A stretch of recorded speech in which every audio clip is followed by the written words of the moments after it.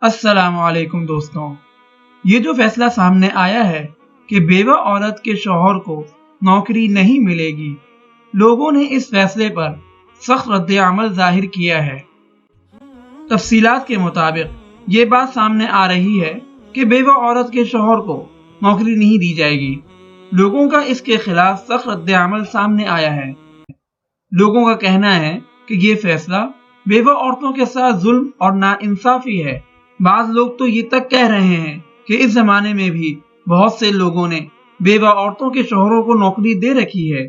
اگر بیوہ عورتوں کے شوہروں کو نوکری نہیں ملے گی تو وہ کیسے اپنے گھر چلائیں گے؟